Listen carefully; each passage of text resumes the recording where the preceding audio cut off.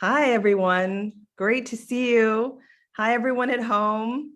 We are live with our report back from COP26.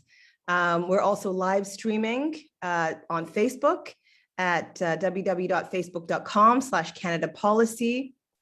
As we're waiting for folks to come into the room, find out more about some of our organizations tonight, CODEPINK, codepink.org. You can find out more about WILPF at wilpf.org and the Canadian Foreign Policy Institute at foreignpolicy.ca.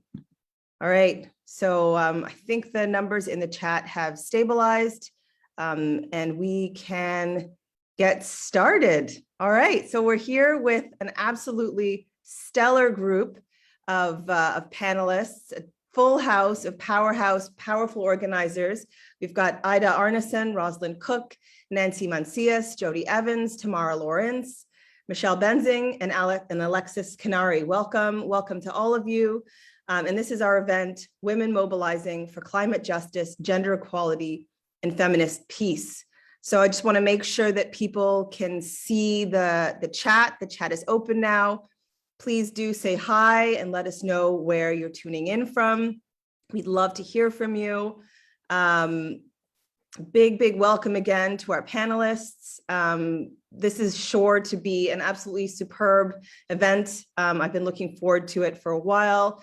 And again, for those of you who are just joining us, we're here with Arneson, Roslyn Cook, Nancy Mancias, Jody Evans, Tamara Lawrence, Michelle Benzing, and Alexis Canary. My name is Bianca Mugyenyi, and I'm with the Canadian Foreign Policy Institute. And we're so proud to be one of the co-sponsors of today's event. And we want to offer our deep thanks to the organizers of today's talk, WILPF for the Women's International League for Peace and Freedom, as well as CODEPINK. So I think Tamara and others are going to be putting some of these links in the chat so you can find out more about what these terrific organizations are doing. Before we begin the event today, I want to acknowledge that I myself am speaking from the island of Montreal, or Tiohtià:ke in Canada, which is situated on the traditional territory of the Kanien'kehá:ka people and the keepers of the eastern door of the Haudenosaunee Confederacy. It's so wonderful to see you all here. Hey Heidi, hey Syra, hi Peggy. As I had mentioned, the chat is open.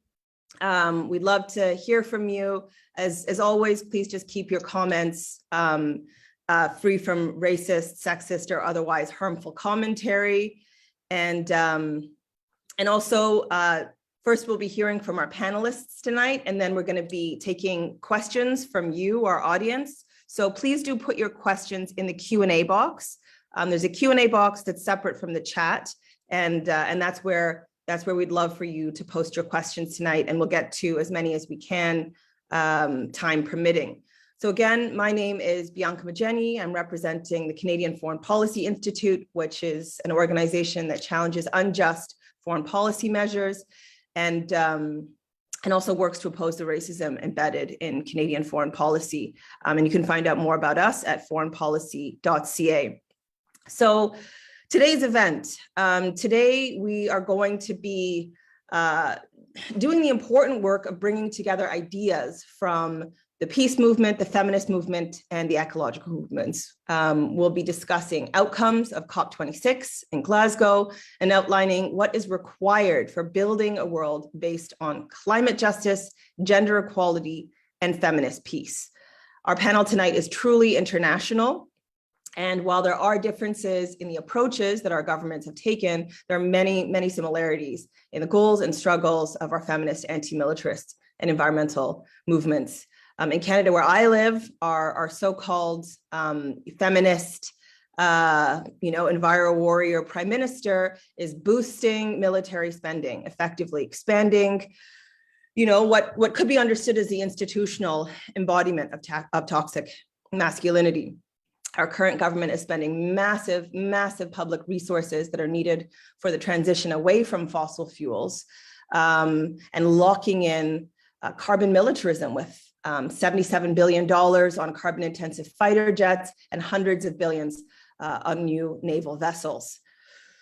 And 59% of Canadian federal government greenhouse gases are from the military, and yet they're excluded from the Trudeau government's highly questionable net zero plan. And we've also seen this on the international stage with military GHG emissions excluded from reduction targets at COP climate negotiations. And it's simply baffling that schools or healthcare, for instance, would count towards this, but not the military, our most violent institution. So on that note, I'm looking so forward to tonight's report back and hearing how feminist anti-militarist perspectives featured in this year's much anticipated COP26 in Glasgow. Before our panelists give their introductory remarks, Tamara Lawrence will be telling us a little bit about our host organization, one of our host organizations, WILPF, and the WILPF Environmental Group. Welcome, Tamara. Thank you so much, Bianca and the Canadian Foreign Policy Institute for hosting this webinar. Good afternoon, everyone. I'm speaking to you from Waterloo, Ontario, Canada, the traditional territory of the Six Nations. And I want to begin by acknowledging and expressing my appreciation to the land defenders and water protectors around the world, many who have been harassed, arrested, detained, imprisoned, and killed for trying to protect their communities and Mother Earth. The Women's International League for Peace and Freedom, WILPF, stands in solidarity with them, and we stand in solidarity with the Wet'suwet'en people in British Columbia and with the Indigenous activists with Honor the Earth in Minnesota who are trying to stop Canadian pipelines. And WILPF stands in solidarity with people who are struggling to protect their natural environment in Colombia, in Tuvalu, in the Philippines, in the Marshall Islands, in Nigeria, in West Papua, all around the world, trying to resist this extractive capitalism that is killing the planet. So the webinar today is organized by the Women's International League for Peace and Freedom. WILPF is the world's oldest feminist peace organization. It was founded in 1915 by a group of women who were at The Hague in the Netherlands trying to stop World War I. WILPF's headquarters are located in Geneva, Switzerland, and run by a great group of women. WILPF has 32 sections and 13 groups across Africa, the Americas, Asia, and Europe. And I want to bring to your attention two excellent programs that are run by WILPF. One is Peace Women, which is a program that monitors the United Nations Security Council's agenda and resolutions on women, peace, and security. And the other program is Reaching Critical Will, which is our disarmament program, and it's based in New York. I want to encourage you to find out more about our organization on our website, follow us on social media, become a member, and get involved and link up with women who are working for peace around the world. And finally, I want to let you know that WILPF has consultative status as a registered non-governmental organization with several United Nations agencies, including the UN Framework Convention on Climate Change. And it is because of our designation as an official NGO with the UNFCCC that we are able to go to the COP meetings, the Conference of the Parties meetings every year. And so on the 106th anniversary of WILPF, women from our organization, we gathered in Glasgow with our CODEPINK sisters and with our allies across the global north and across the global south to raise our concerns about how war and militarism are exacerbating the climate crisis. And we were in Glasgow calling for feminist peace, gender equality, climate justice, and a just transition. So I am very excited to hear from my other panelists about how their experience went at COP26 in Glasgow. Thanks. Thank you. Thank you so much, Tamara. Thank you for your incredible activism as always, and for letting us know a little bit more about WILPF. We would love for people to find out more about WILPF. Please do check out this organization, and their link is in the chat as well. So our first panelist of the evening is Ida Arneson. Ida is a member of WILPF Sweden. Ida is a feminist peace activist, active in the local branch of WILPF Malmö, Lund, and the climate groups within WILPF. She works as a nonviolent trainer and communicator officer at a climate youth organization. Ida attended the first week of COP. Welcome, Ida. So here we go. Thank you so much. Thank you so much for organizing this conversation, and thank you so much for the introduction, both Bianca and Tamara. So, as you said, I attended the first week of COP together with two other representatives from WILPF Sweden, Lina and Ariana. Ariana is here tonight. Nice to see you, see your name. And we attended Monday to Thursday, and they left early morning by train Friday again. So two of us, me and Lina, we had observer status where we could attend then the negotiations. And the three of us had a bit of different focus, where I tried to move between the so-called blue zone, which was where the negotiation took place, the green zone, which was free and open for everyone, and had more of a civil society space focus, one can describe it, but still part of the official program of COP, and this was then called the Green Zone. But I also tried to focus on the activities on the street and the activities arranged by the civil society in Glasgow. My first time on COP, so I fully had like a learning perspective during this week. And of course, Tamara described our focus and interest for COP. Where our priority was gender issues, climate justice, and disarmament. If we have time, I will come back to it. Was a bit confusing moving between these three different spaces and areas, but I will come back to that. So first of all, on our thematic focus. So what we, like the flag that we went under were how the emissions from the military globally are a non-issue at COP, really, but also no war, no warming were the flag that we went under. So demilitarization and disarmament is a non-issue at COP. Today, in the agreement, it is said that it's voluntary for nations to report on their military emissions. And for example, Sweden does not count in emissions from the military in their national statistics.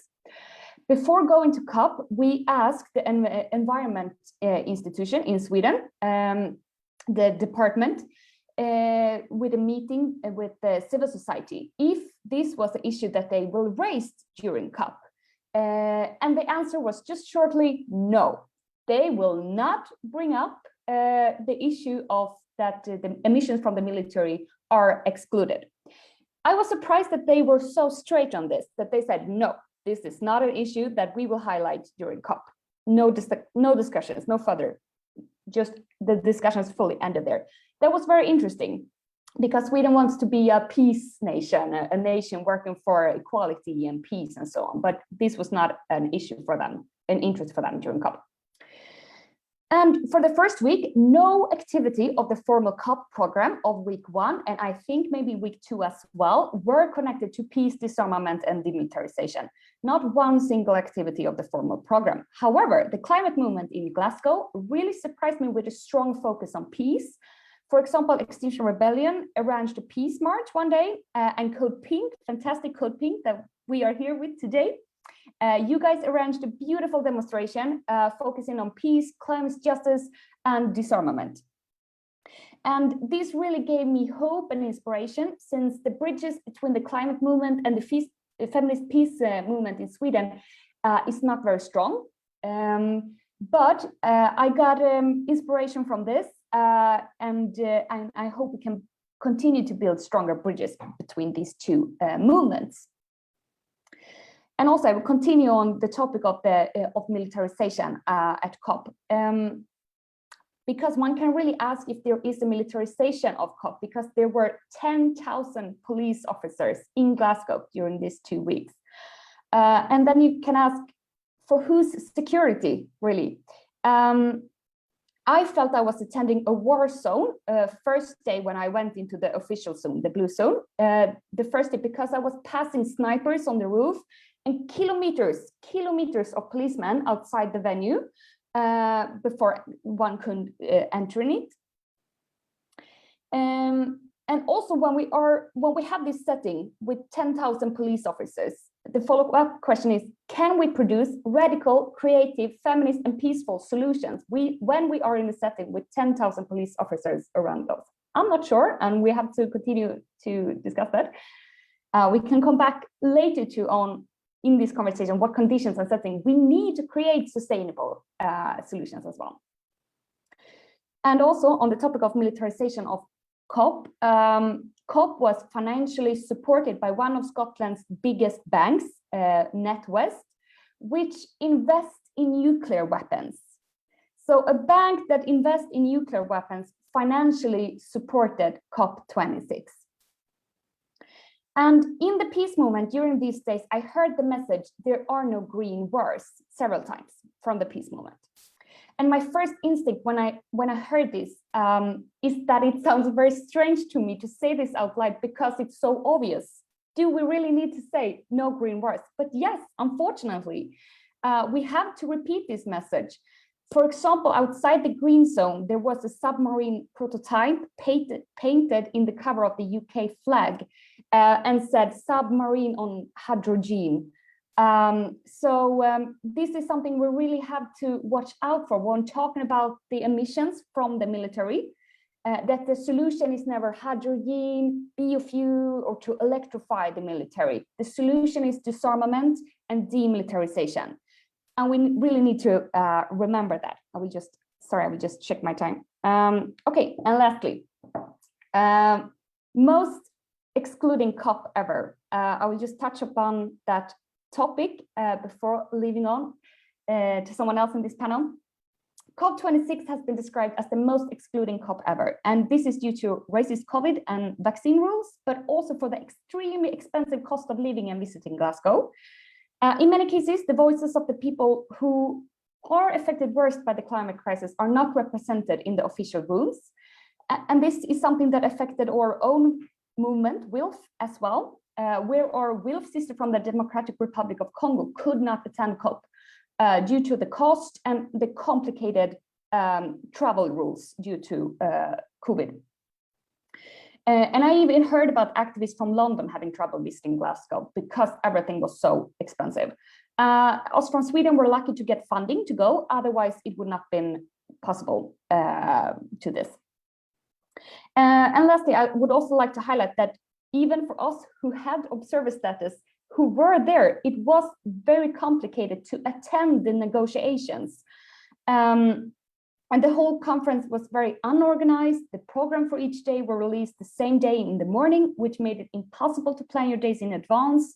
And there was also lack of information regarding what you could attend and not. And the negotiations that were closed for observers were supposed to be able to watch online instead, but this was really a lottery if it worked or not. So even complicated for us who were in the room. Okay, thank you. I stop there. Thank you, Ida. Thank you so much for giving us this truly insider view of the negotiations that happened, particularly around militarism and the COP and the work of the peace movement, and also for detailing the atmosphere and difficulties around attending these negotiations, as well as the alarming militarization of COP. Looking very, very forward to hearing more from you in our discussion later. And again, I just want to remind our audience at home that if you have questions for our speakers, please post them in the Q&A. So our next speaker of the afternoon or evening, depending on where you are, is Roslyn Cook. Roslyn is a member of WILPF UK and was part of WILPF's delegation to COP26. She's been a member of the National Council of the Campaign for Nuclear Disarmament for many years, actively involved with the international campaign to abolish nuclear weapons, and an advocate for an international law against ecocide, as well as a treaty on the prohibition of nuclear weapons. She was part of the core team that put together the WILPF UK's Climate Justice exhibition, which includes content produced in collaboration with the Stop Ecocide campaign. Welcome, Roslyn. Thank you so much. Thank you. Thank you, Ida, for your insights. That's really interesting. I was there for 2 weeks, but I was a delegate for the second week, and you'll hear more about that in a minute. I thought that for our audience, I should say a little bit about the exhibition to start with. That we put together. It was timed obviously to coincide with COP26, and we wanted a target audience of people who are not normally kind of involved with the issues, and who would then see it in local public venues such as libraries and friends meeting houses. There were in fact I think about 17 venues that showed it, including one in Glasgow. So the main aim was to highlight the role of the military in contributing to the climate crisis, and to raise awareness that military missions are not being included, as we've heard in the COP negotiations. We were keen to ensure there is a clear message that nuclear power is no answer to the climate crisis, to let people know that the global majority has banned nuclear weapons, so making sure those issues were also included. We also wanted to ensure that we impart some hope and present some of the many solutions that don't get talked about enough, with ideas to inspire people to take action. So we restructured it to present a positive vision of the kind of world that we'd want to make possible for future generations, a world where nuclear weapons could be eliminated and money made available to fund the climate finance initiatives to address climate justice, for example. As you've heard, I've long been an advocate for an international law against ecocide, making destruction of the environment a crime at the International Criminal Court. So WILPF UK endorsed the Stop Ecocide campaign last year, and as you heard, we collaborated with them to include a board on activating ecocide law in the exhibition. And I hear that one of those, that was one of 2 boards selected to be shown in Canterbury Cathedral, which I'm quite proud of. Because as I said, this was about getting the awareness out really to the general population to help explain what is COP26. So we set up the exhibition in Glasgow as well on the 3rd of November in a community hall, where there are lots of other events happening outside of the COP. And it is available to watch online, to look at online. So I'll put a link in the chat at the end. At the launch, we had a really good discussion with students from Strathclyde University who said they'd like to host it, so that was quite encouraging. 4th of November, I had the pleasure of meeting CODEPINK, as we had a focus on militarism on that day, and we had a little discussion that included a lot of other groups as well. I think IPPNW were there, and Trident Ploughshares, and Scottish CND, for example. And then we went on to march to the BAE Systems factory. So those are the photos I might try and share later. There was a decent sized rally outside the main gates, and another later in the centre of Glasgow. I believe there was some quite good coverage in the media, so I'm told, but obviously, as Ida said, absolutely no mention would be in the COP. So it was really encouraging for me to see lots of banners and stickers highlighting war is not green and war is ecocide. So that's a really wonderful shift, I think, in awareness raising and bringing these issues together. And at an event that night, it was the Women's Environmental Network, in the place where we held the exhibition, in fact. I heard appreciation from somebody, I think from the Women's constituency group, Women and Gender constituency, and they were saying with great praise how the WILPF members from Sweden had been really helpful in attempts to counter the huge presence of the nuclear lobby within the COP. So that was encouraging too. On the Friday, I took part in an online discussion with students from Strathclyde University and their tutor, so a political scientist and a feminist, who a Scottish WILPF member put me in touch with in connection with the exhibition. The march on Saturday was huge despite the wet weather. I had difficulty locating the Peace and Demilitarised block, unfortunately, but I found myself with the feminists, who were very vocal, but not saying so much about the military, I noticed. So they were also much younger, and I just wondered if that was relevant. Maybe not, I don't know. I met a guy with a self-made cardboard placard saying nuclear power, yes, please, who I was horrified to discover being really happy to say there are now no problems dealing with radioactive waste, no connections between nuclear power and nuclear weapons. Nuclear power stations don't take much long to build. And the one thing we could agree on was that we don't need any more nuclear weapons. Though, of course, he was saying this to say there's no connection with nuclear power and grinning clearly without any care at my counter information. I later met up with German members of IPPNW who say there's evidence such lobbyists are paid $50,000 a year to spread these lies. I also saw a blown up polar bear walking around with a placard saying, "I love nuclear power." So that was all a bit worrying. On the other hand, at a panel event that evening, I met a man from West Papua who I discovered to be part of the Green State Vision. He is contesting Indonesian occupation and advocating for ecocide law to defend one of the world's largest rainforests. So that was very inspiring and something I'd like to follow up and support. And I'll just read what the UK lawyer said about this. The unlawful occupation of West Papua by Indonesia is facilitating the destruction of one of the world's most important rainforests.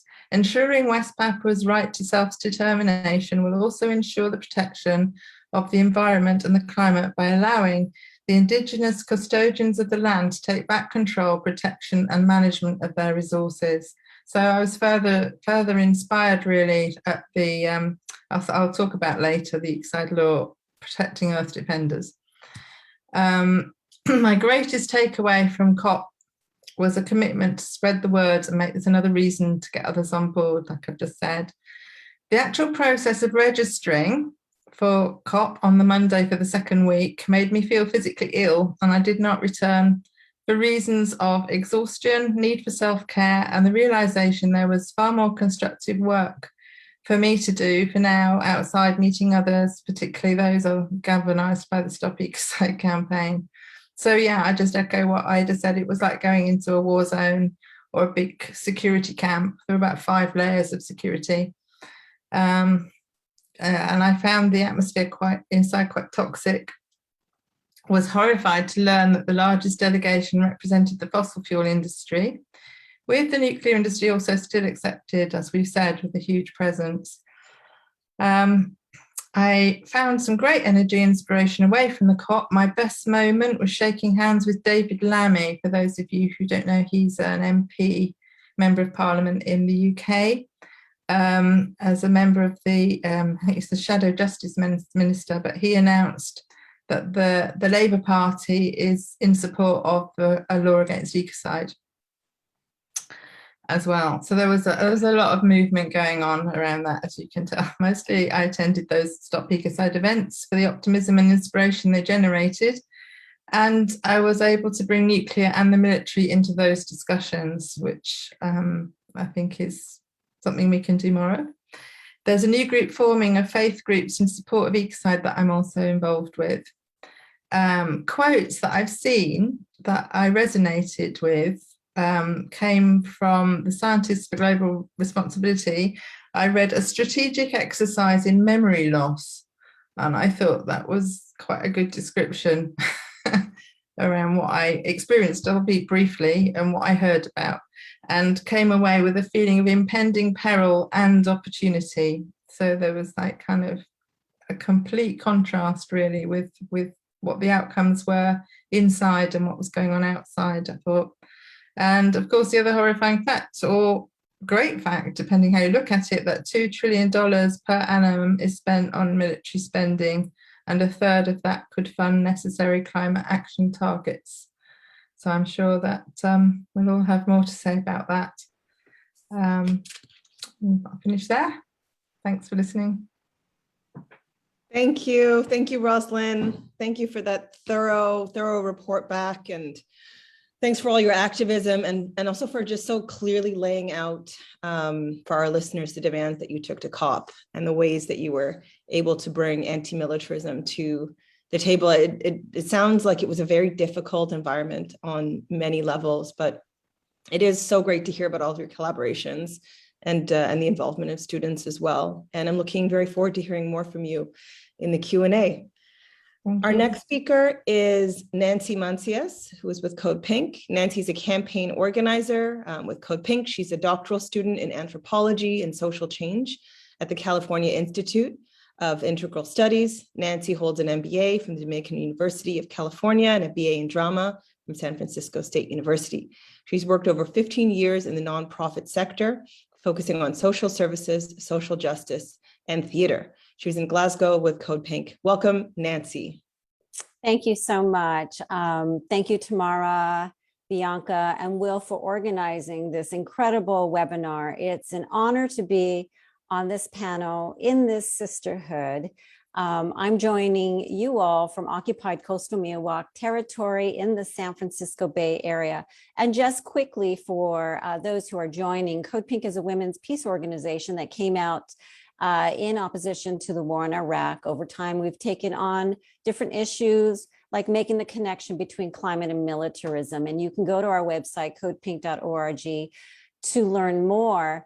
I really wanted to start out by giving a shout out to the people of Glasgow and their incredible hospitality that they showed to me and to us out-of-towners. And I want to express my solidarity with their struggles for independence, their struggles to stop Cambo, which is a massive new oil field in the sea, and their long-running campaign opposing the presence of nuclear weapons at Fastlane Naval Base.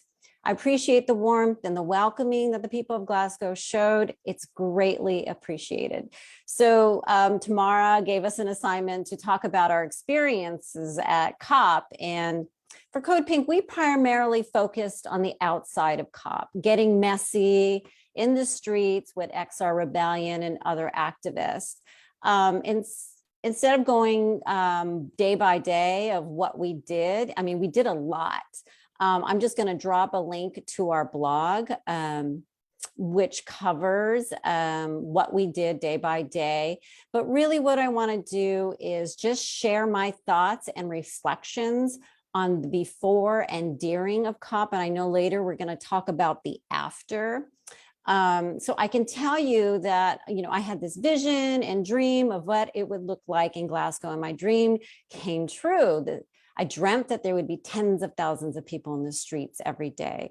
I had hoped that the peace and anti-war movement would be successful, having a day dedicated to the intersections of climate and militarism. I had hoped that there would be people of color, indigenous people speaking their truth to power. I dreamt that the polluters, profiteers, and politicians would be called out for greenwashing. I dreamt that there would be an intervention on this issue of climate and militarism at the world's largest climate change conference. I have to say, Glasgow is a really magical place. It's a place where dreams come true. My dream came true. And I have to give a big shout out to the COP26 Coalition for building a container for movements to come together, to hold workshops, to hold panel discussions right in the middle of a pandemic. It was incredible organizing. There were cross sections of movements coming together, not just the climate change movement, but others as well. I had the best experience as an activist, as an organizer, as a campaigner, as a human being affected by climate change. It was a lot of work, but at the end it paid off. We had a number of successes.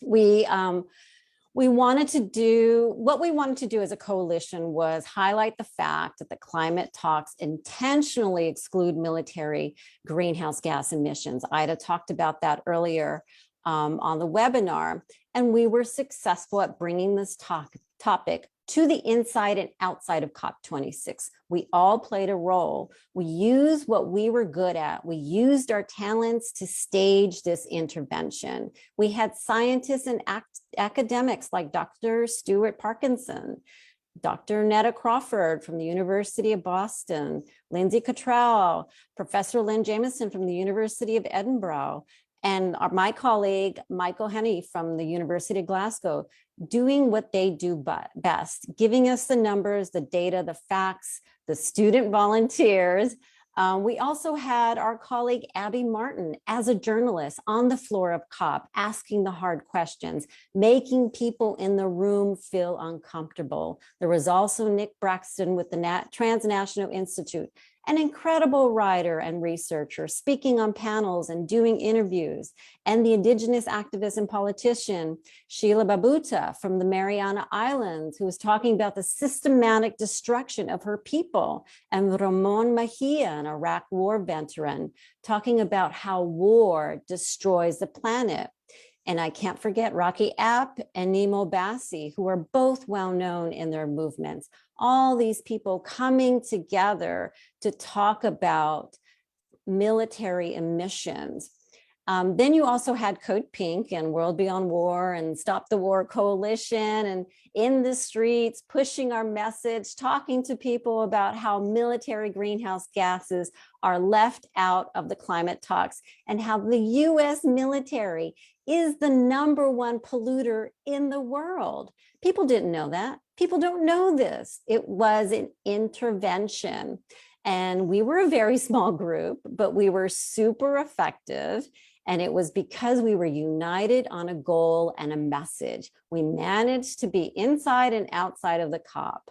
All those annoying Zoom meetings and prep work we did, it paid off. Well done to everyone, bravo. It was the COP26 that brought us all together on the outside of the COP. They said, you all are working on talking about the same issue and you need to work together. So this was around our specific panel. You said you need to work together. And I'm really ever so grateful for the coalition for doing this, because it just makes us stronger. It made our message stronger, and we can't be siloed. If we want to move forward, we have to move forward together. And yes, the COP26 was a shit show. We knew from the get-go it was going to fail. But what I am most excited about, what I'm most energized about, were the activist organization. Climate change is not going to be solved by capitalism, NATO, or corporations. It's going to be the people. I saw it with my eyes on the streets of Glasgow, 100,000 people on the streets. I saw the passion, I saw the tenacity, I saw the people talking about the dangers of net zero. I saw the pain, I saw the tears, I saw the joy, I saw the possibilities for change.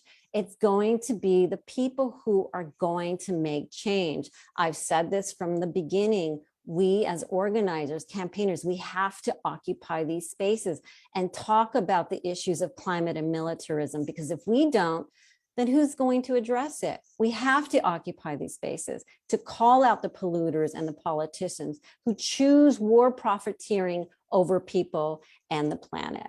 So I do have a couple of links that I'm going to drop in the chat. I have some photos and then an article about net zero so people can educate about themselves about that. But anyway, thank you.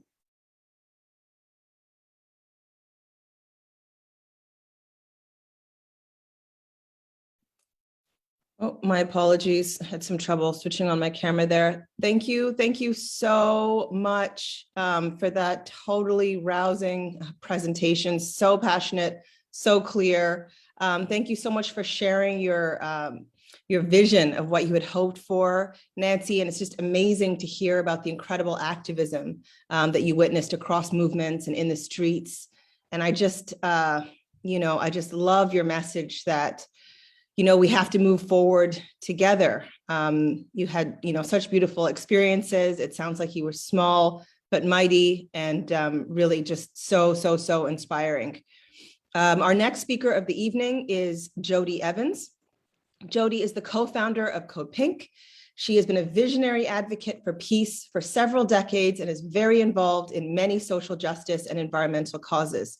Jody is the co-editor of 2 books, Twilight of the Empire, Responses to Occupation, and Stop the Next War Now, Effective Responses to Violence and Terrorism, and a contributor to Beautiful Trouble, A Toolbox for Revolution. She's currently writing a book about divesting from the unjust, extractive war economy and building a just, sustainable peace economy. Welcome, Jody.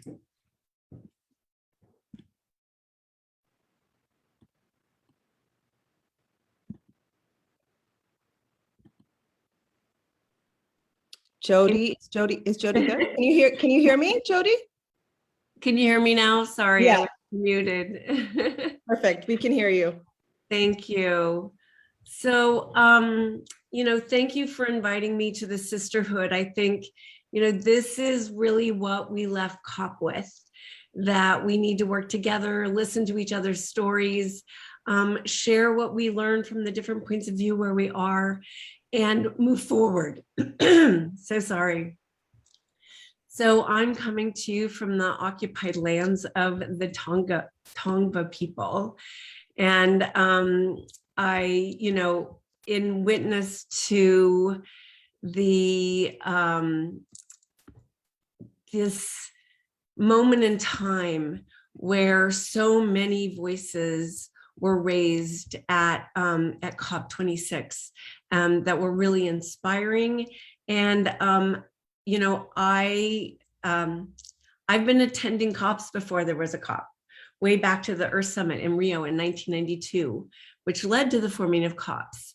And what I witnessed was all those years of experience and how those of us in the streets had been learning, had been building skill sets, had been supporting each other, and to really witness over this period of time how much the power on the outside is growing and strengthening. And it's like Nancy said, what it was like to be in the streets with over 100,000 people. That hadn't happened at another COP. As everyone said, COP26 was a failure if you wanted the needed changes to be committed to and funded. And that is if you wanted the North to take responsibility for all its consumption and fossil fuel usage, and take care of the needs of the people in the global South who are already paying for this with their lives. So yes, it was a complete failure, but as we know, we kind of expected that. I was also a COP as board chair of Rainforest Action Network, and days before COP, we unfurled the 70-foot banner that read "Earth to COP, code red for the planet," and that was at the UN and then outside the blue zone once COP started.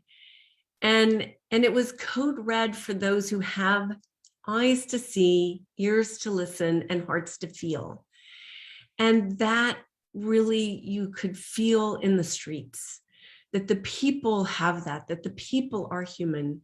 But tragically, what we witnessed was the moral and criminal failure of world leaders, and too many of them men.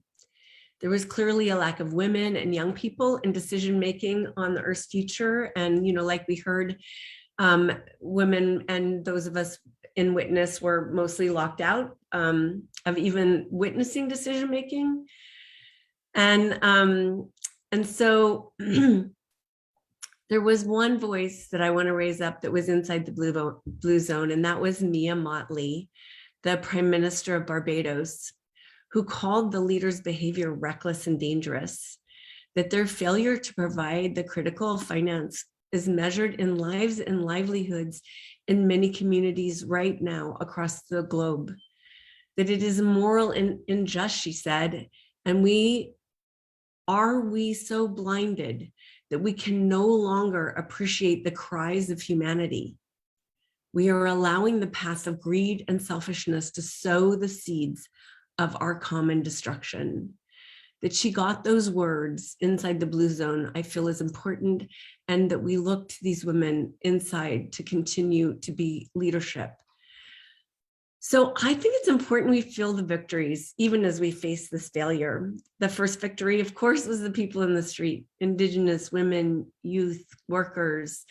Their laughter, their commitment, their music, their voices, the people rising was priceless. The second victory, there was a people's tribunal, and it was wonderful to witness and hear the testimonies. And it was women and young people in the decision-making, and the jury found COP26 guilty on all 6 charges: the failure to address the root causes of climate change, the failure to address social and economic justices, the failure to come up with appropriate finances, the failure to come up with a path to a just transition, the failure to regulate corporations, and the failure to recognize, promote, and protect the rights of nature. The judges called for COP to disband in its current form and reconstitute from the ground up as a means of redress. And that it had formed intimate partnerships with the very corporations that have created the climate crisis. It has refused to democratize the process that includes and listens to those on the front lines of the climate crisis and who bear the brunt of the crisis they produce. One of the testifiers, Mitzi Jonelle Tan, a youth Filipino climate activist with Fridays for Future, said the youth felt a sense of betrayal from world leaders as they go on with their empty promises and lies inside the COP. Enough is enough, she said. This summit is nothing but greenwashing.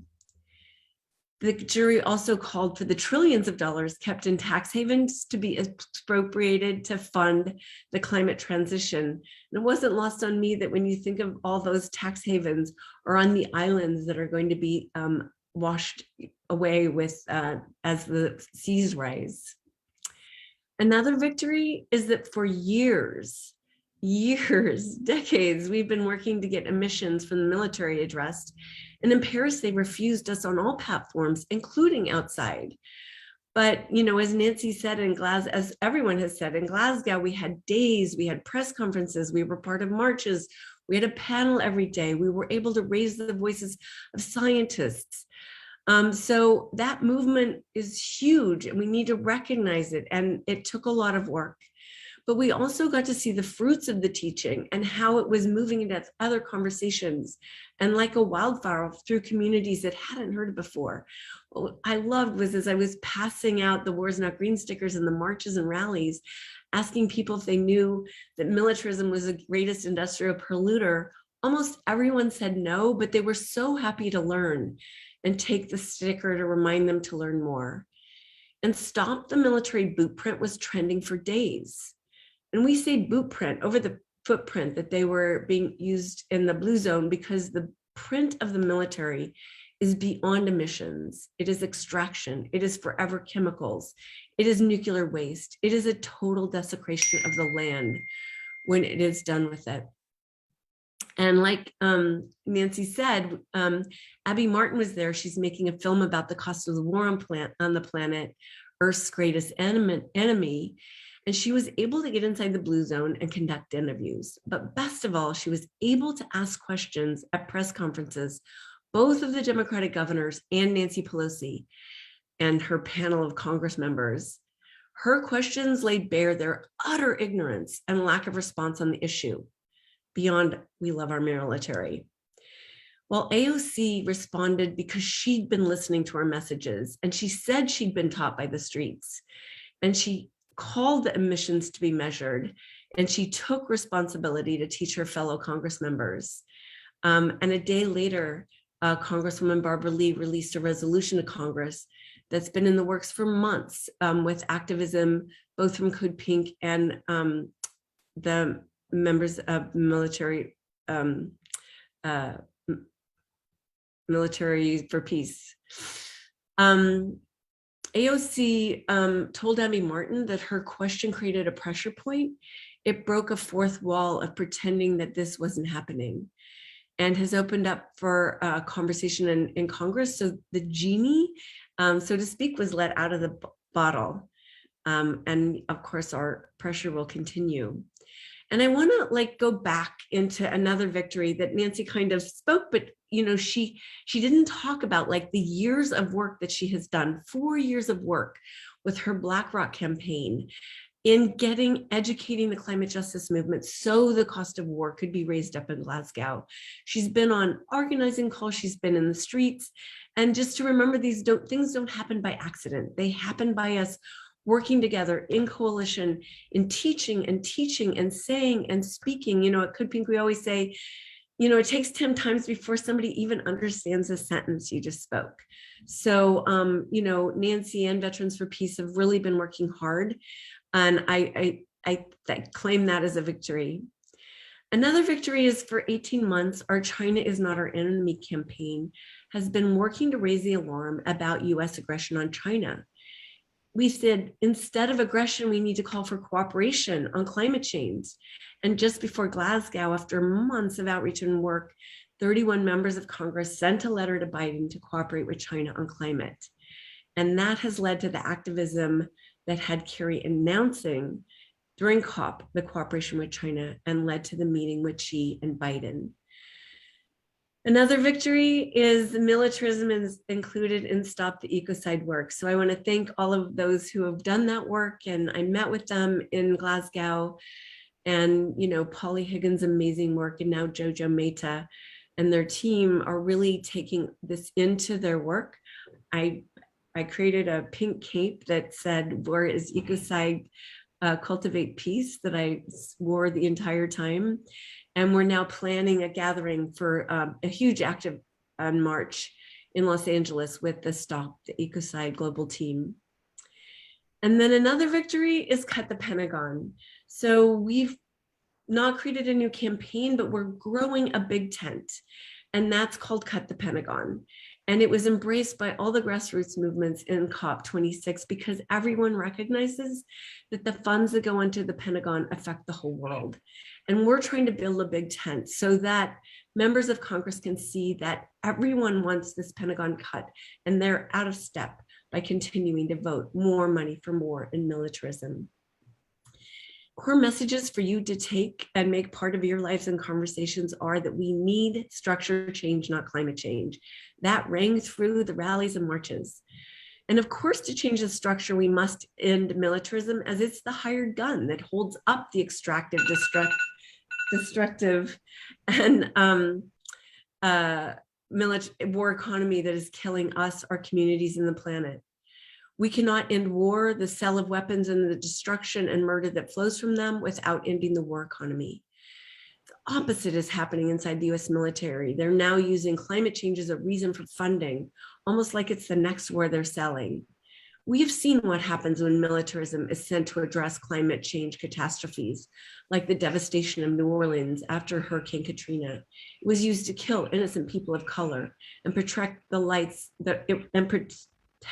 rights of landowners and the rich against those paying the greatest price of the devastation. A microcosm of what it looks like already globally.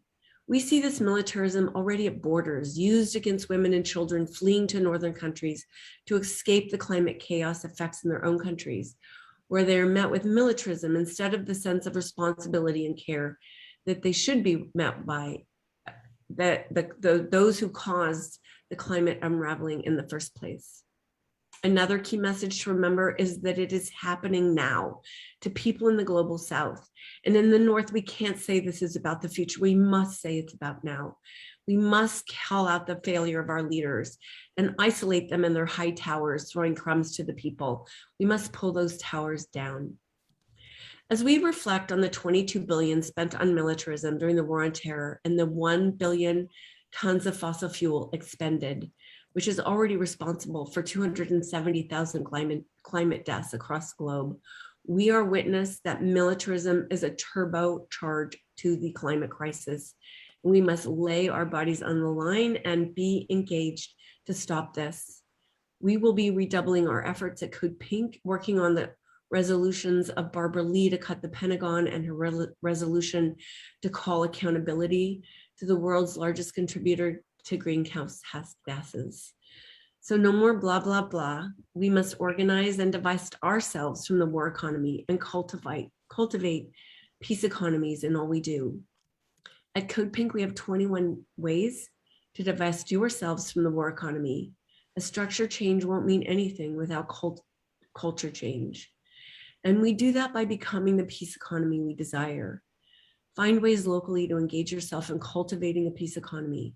What does the giving, sharing, caring, thriving, relational, resilient economy look like, feel like, taste like? And what does it feel like to be creating beauty, connectivity, and conditions for life? A true feminist foreign policy is rooted in the end of systems of domination, exploitation, and violence. We seek to contribute to a world without war and violence, where militarism is replaced by cooperation and diplomacy, where poverty is eradicated by replacing capitalist structures of exploitation, where sharing, compassionate economies that take care of all people, where the goals of environmental protection, racial equity, gender equity govern our policy decisions, and where international solidarity is the guiding principle for foreign policy. May we join hands together. The work is ahead. Thank you. Oh, well, thank you, Jody. Thank you so much for that rousing call to action, that call for internationalism, and for such a passionate and vivid presentation around the successes and failures at COP, whether the lack of democratization or the successes of those who were able to raise their voices and create pressure points. And it's really wonderful to hear about the learning that took place there as well around the role of the military in climate breakdown. And I can't wait to hear more from you in the discussion. The next speaker I'd like to welcome back is Tamara Lawrence. Tamara is a member of WILPF Canada. She's also a fellow with the Canadian Foreign Policy Institute. She's a PhD candidate at the Balsillie School of International Affairs at Wilfrid Laurier University. Welcome, Tamara. Thanks. So I'm going to share really quickly some of the highlights and lowlights of my time at COP26. And I'm also going to share some resources. And then in the last couple of minutes, I'm going to quickly show you a few pictures. So I arrived in Glasgow carrying banners, buttons, and fact sheets. These were produced by WILPF Canada, and my fact sheets were entitled Canada's Carbon Bootprint, the Problem of Military Emissions and Expenditures. And I also had a fact sheet, NATO is a threat to people and the planet. Rapidly reducing carbon emissions is impossible with NATO's rising militarism and military spending. And my banners and my button said, demilitarize, decarbonize, decolonize, #climate peace. And the other button was NATO is a climate criminal. And I also had these on big banners that I brought everywhere. Now, the day before I arrived in the United Kingdom, the NATO Secretary General Jens Stoltenberg spoke at the climate summit. It was the first time that a NATO Secretary General has spoken at a COP. And this is really worrying. NATO is a US-led nuclear-armed military alliance of 30 wealthy Western countries. I'm very concerned that NATO's demand for ever-increasing military spending. NATO members made a commitment in 2014 to spend 2% of GDP on their militaries, and members are also required to buy new carbon-intensive weapon systems to stay interoperable with their allies. And this is all exacerbating the climate crisis. I believe that NATO is one of the greatest blocks to progress on the Paris Agreement. And I think that if we want to save the climate, we need to abolish NATO. So I was part of the official WILPF delegation, and I had access to the Blue Zone during the second week of COP. I went to every pavilion that was run by a NATO country like the US and Denmark, and I passed out my leaflets. You might have heard the big announcement that was made by Denmark with Costa Rica at the end of COP about a new initiative called Beyond Oil and Gas Alliance. So I went over and I asked the Danes, how are they going to go beyond oil when they have just purchased a new fleet of F-35s? And they had no reply. At a high-level meeting in the Blue Zone that was organized by Switzerland, talking about a new offsetting program that they have in several African countries, including Ghana, I went up to the Swiss Foreign Affairs Minister and I asked her how her country is going to offset the carbon emissions from the new fleet of F-35s that Switzerland bought, and if they're going to be offsetting those emissions from the military in African countries, and she had no reply. I also was part of the Canadian non-governmental organization delegation, and we had several by invitation only meetings with our Minister of Environment and Climate Change, Stephen Guilbeault. And I had time with the minister directly to give him my leaflet about Canada's carbon blueprint. According to access to information documents that I have, the level is even higher. So the Canadian military accounts for 61% of federal greenhouse gas emissions in this country, and Canada's military budget accounts for 30% of all federal departmental spending. So I told the minister that Canada cannot decarbonize if we don't demilitarize. I also told him that Canada can't decarbonize if we buy a new fleet of fighter jets that the Trudeau government is planning to buy next year.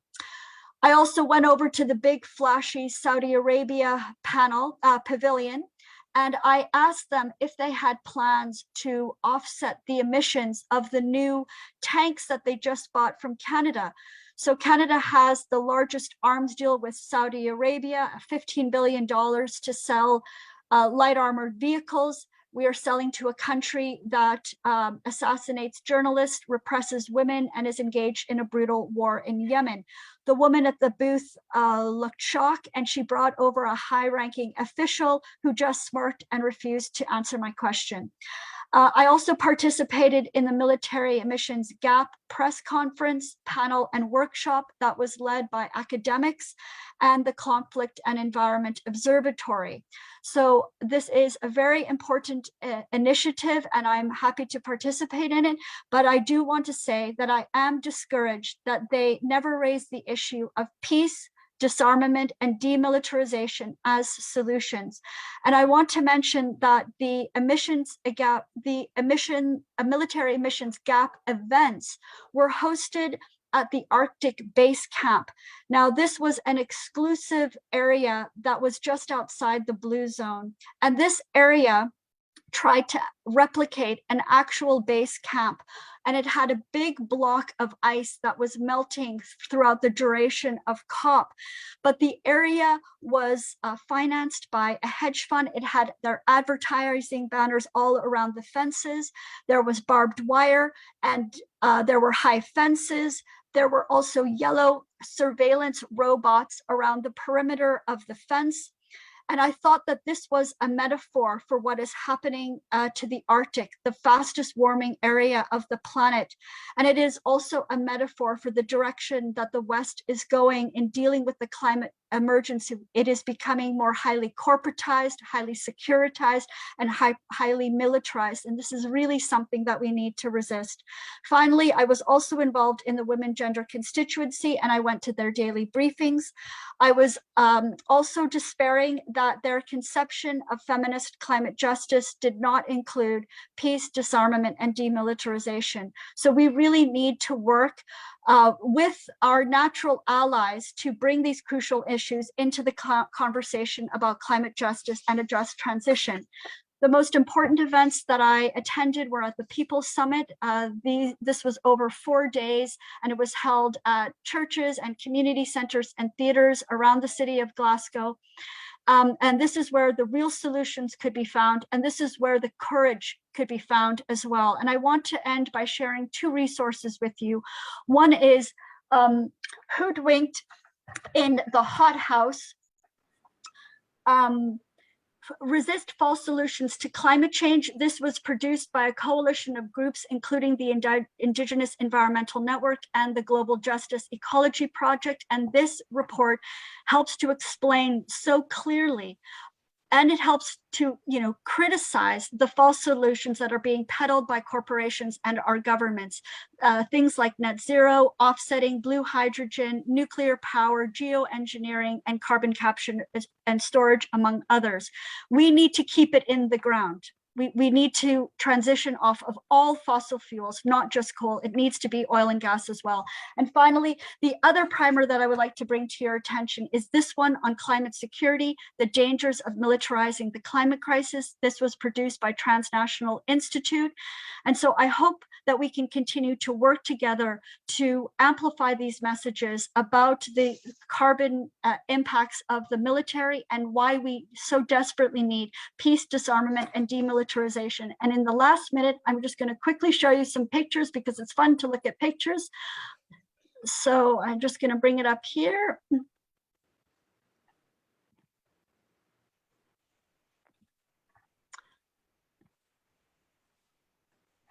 Okay, so this is the Canada delegation at COP, and this is the Women and Gender constituency that many of us from WILPF and CODEPINK attended.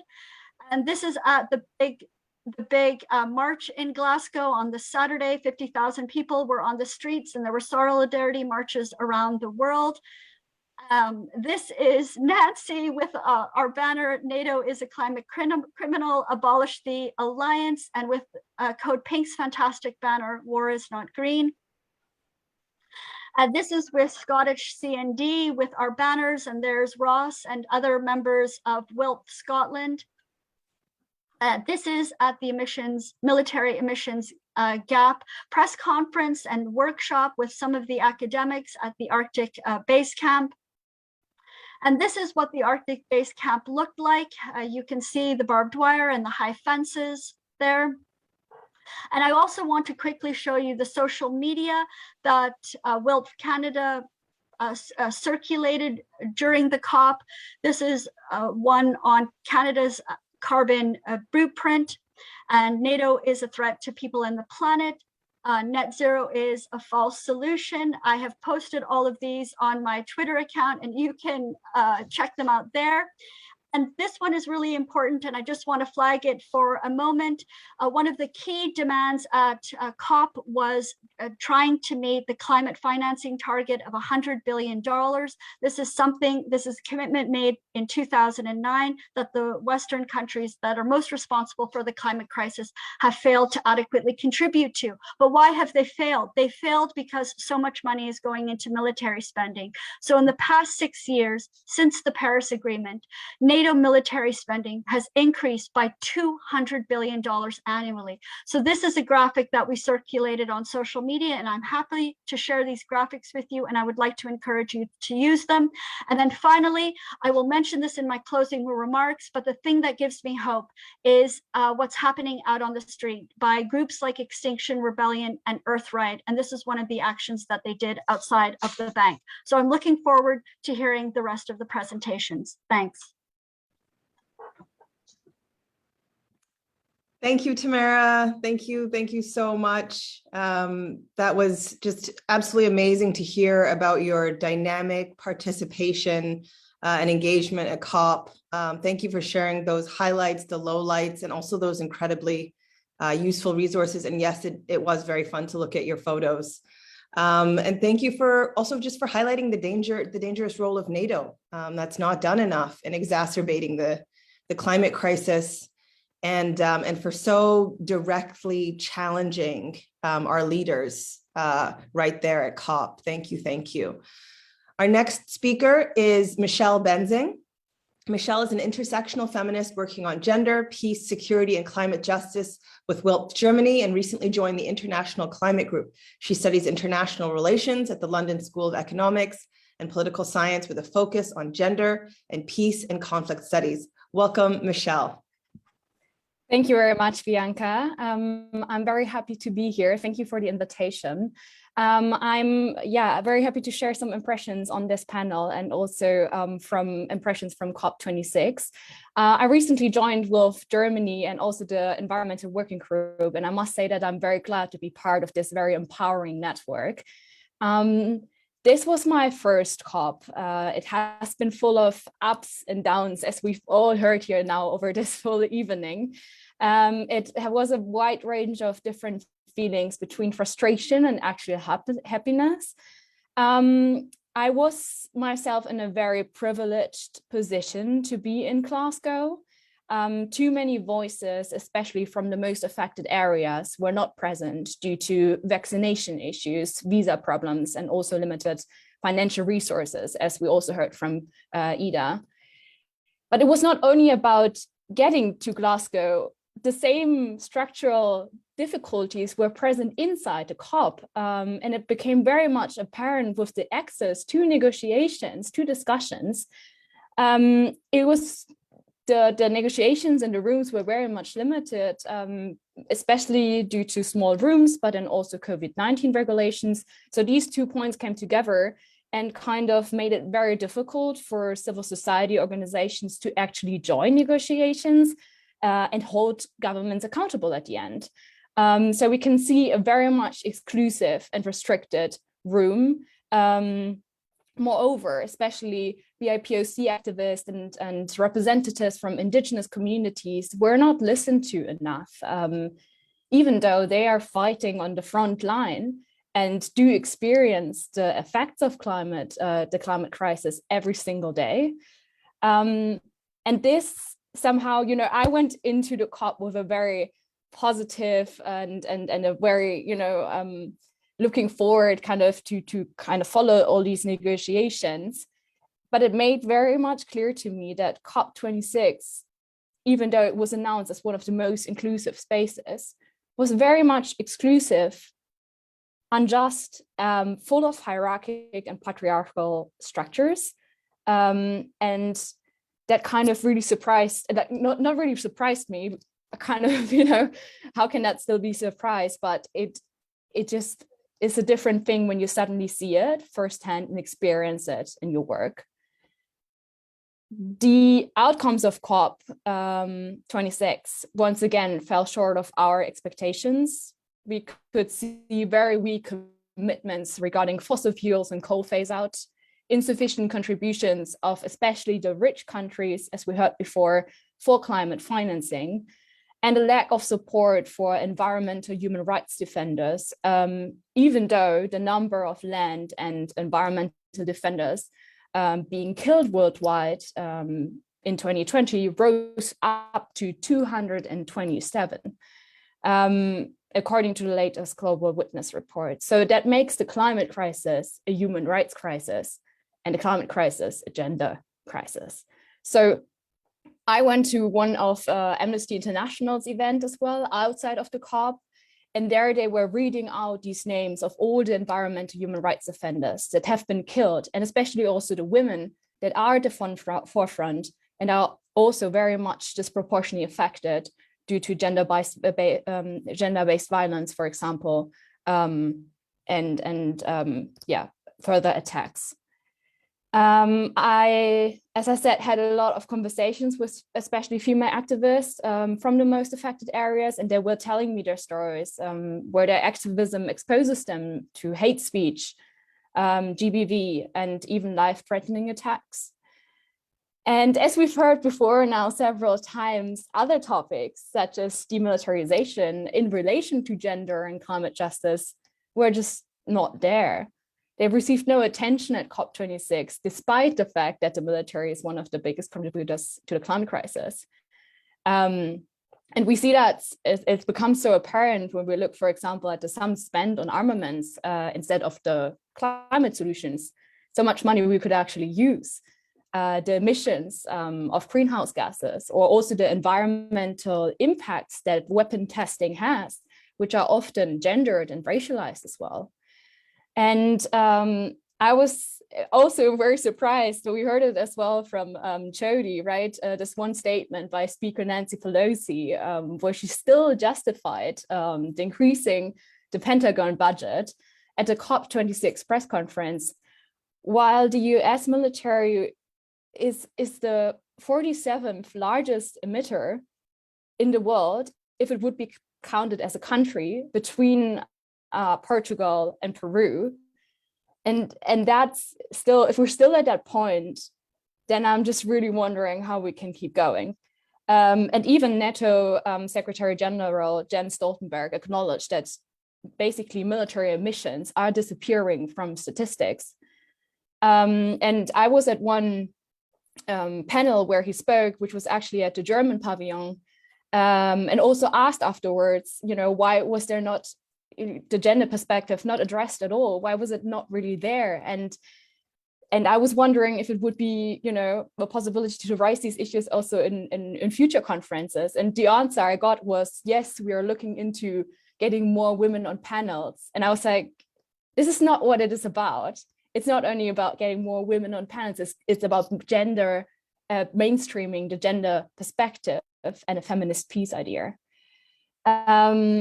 So I really realized that in several talks I had with some representatives from Germany, I really realized that there's kind of this divide in working on these issues. There's always like these experts on gender, but they're not connected to any other questions on climate justice, not even about, we don't even talk about disarmament. So yeah, that became very apparent for me. I just also, besides all these negative effects and this frustration I felt, I also still want to highlight that my biggest takeaway from the COP26 was really these amazing conversations I had, especially with activists from the most affected areas from all over the world, listening to their stories, listening to their demands. It was a great possibility for me as a young feminist as well to connect, to get to know all of you, and also to connect each other through the gender and women constituency, where actions were planned and interventions were formulated. However, I really realized again that we have to bring peace activists and climate activists stronger together. There's so much we can work on together jointly. I think this is really one way forward we have to look at in the future. But it's really exactly these moments of cooperation, of also these thousands and thousands of people marching together on the streets, not only in Glasgow, all over the world, there were protests going on. And I think this is really the moment where I learned that, yes, leadership is with the people. And the people stood united in Glasgow and all over the world during COP, and they will continue to do so. This is really, I think, the message of hope they've been transporting. And this is why I want to urge all of you today listening, please get involved, please get engaged. We need every single one to fight this climate justice, because the climate justice, the climate crisis is also about gender justice at the end. A climate justice can only be achieved if there's racial justice, social justice, and gender justice. So please get involved and please go out there and protest. We need you all. Thanks. Thank you. Thank you so much, Michelle. It's amazing to hear about your varied experiences, expression, and impressions from COP. And I found it really illuminating to hear about the actual mechanics of the hierarchy that you experienced, just those differences in access among groups, communities, and countries, and the impact of this. So thank you. Thanks for letting us know about how you were able to connect, but also disappointments around the outcomes and the call to end our silos and work together across movements. I couldn't agree more that leadership is with the people. Thank you. So our next speaker is Alexis Canary. Alexis Canary from WILPF Germany and WILPF Peru, who will be sharing a way forward and letting us know a little bit about WILPF's environment group. Alexis is WILPF's intern for the environment group. She's a master's student in politics and public administration with a specialization in international administration and conflict management at the University of Constance. She majored in international relations with a minor in international cooperation at San Ignacio de Loyola University in her home country of Peru, and has collaborated with the Environmental Peacebuilding Association, NPAX, as part of the Road to Geneva Young Rapporteurs Program, and with the International Union for the Conservation of Nature. Welcome, Alexis. Hi, Bianca. Thank you so much for the presentation. I hope you can all hear me well. Yes. Yep, I can hear you great. Perfect. Thank you so much. Well, actually, yeah, thank you for making this space possible. Thank you, Tamara, and all the group. That is amazing to hear from all your experiences at COP. I will particularly give some closing remarks, but I would like to share a bit of my experience at the World Conservation Congress, because actually I found so many similarities about the many difficulties that you experienced at COP. And I would like to highlight some particular, I think, problems that are more pressure in Latin America, but also in the global south. First of all, I would like to say that the peace and security agenda, biodiversity conservation, and climate crisis are really, really interconnected. And I saw that during the World Conservation Congress, for example. Also important is like to mention that it's this highly importance to restore the human nature relationship to create resilient societies in order to really be able to face a risk connected to, for example, climate change, but also we will risk, for example, have risk connected to food security, water shortages, and many other threats that don't recognize borders anymore. I would like to emphasize one main challenge that already you mentioned it also for the Global South.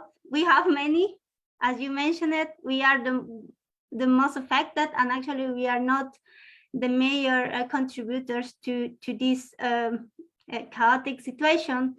But something that really touched me is the situations of the environmental defenders at, for example, in Latin America.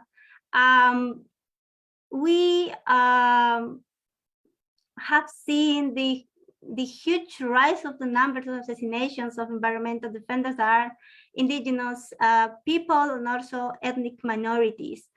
And something that I really kept in my mind after the World Conservation Congress is that there are like a huge challenge in order to defend these people. For example, the general coordinator of the indigenous organization of the Amazon Basin, COICA, Jorge Gregorio Diaz, mentioned that there are two main issues that they are experiencing. First of all, that we need to demand for more or make a strong call to justice systems, because he mentioned that when people, indigenous people, are being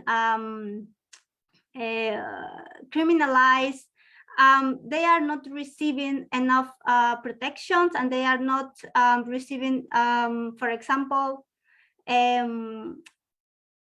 mechanisms of protections. He mentioned it actually that the justice system is not aware about the indigenous rights. So the people working there and the system, the justice system, is not able to protect these communities. So of course now there is a huge number of indigenous people that are in jails, and nobody is following these cases. So he actually made a strong call for that, because there are many cases that are there, and there are already many people that are in jail, in really that is really unfair. And also he mentioned it another point, that is like there is a big lack of funding for defending these communities.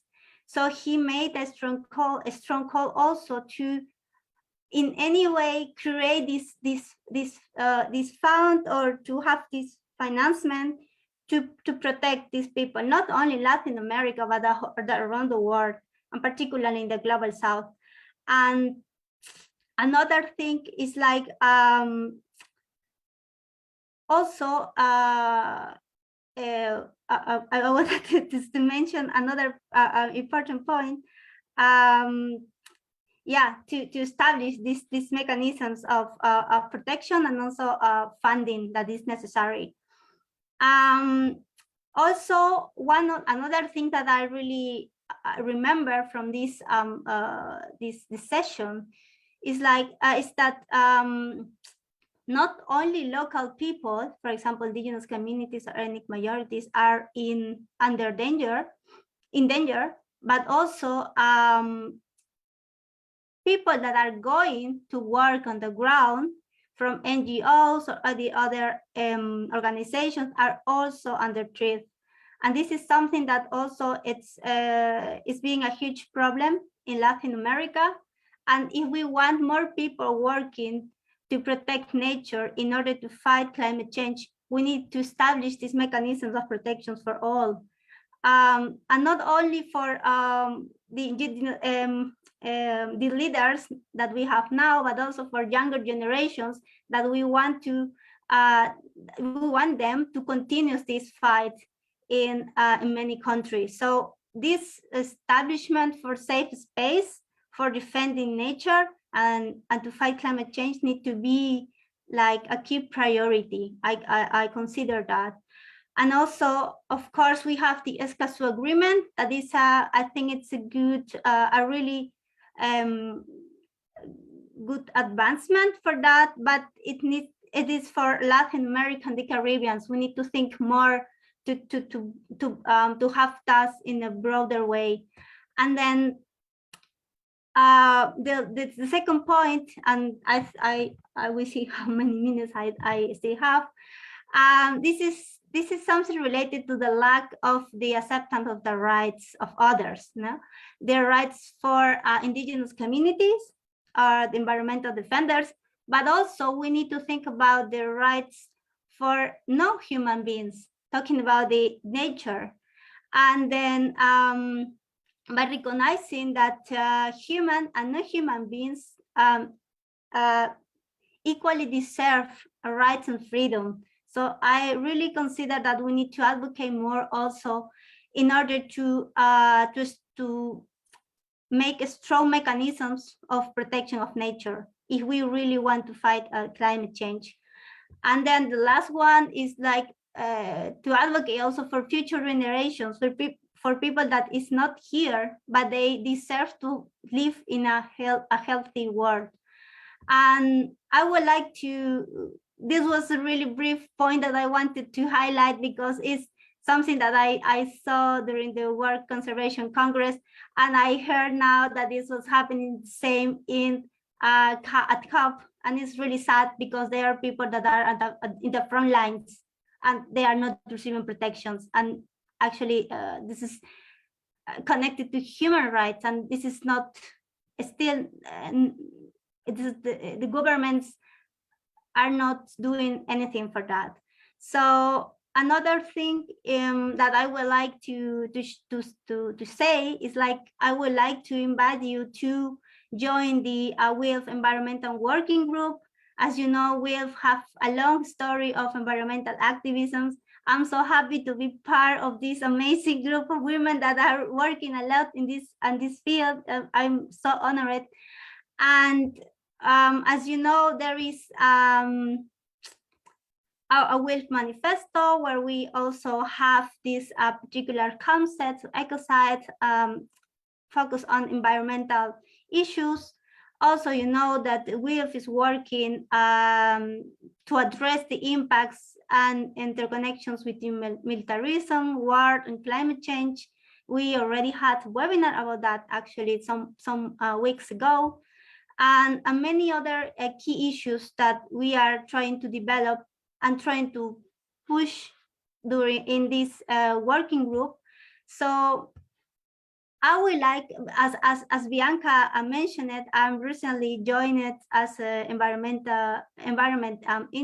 intern, and I would really like to invite the whole WILPF sections, not only for the from Europe or the North, but also to create stronger connections with the global South, because I think each region have different challenges and agendas, but I think if we work all together, we can push these agendas stronger. For example, in these kinds of huge international conferences, where unfortunately many people from the global South are not willing to participate. And then Bianca, please let me know if I already took many minutes.